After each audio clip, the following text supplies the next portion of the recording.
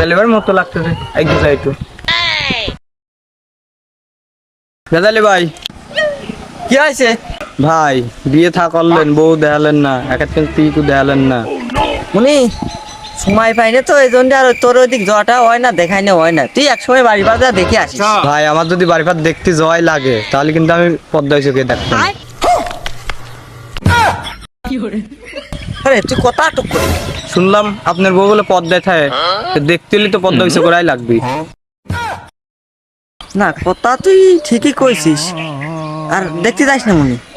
পদ্মা ওই চোখে দেখে তুই দেখবা চাইছিস, তুই বাড়ি বাজার দেখবা যাইস না, তোর দরকার নাই। আমি তোর পিক পাঠাবো, তুই দিস, তোর মতি গতি ভালো না।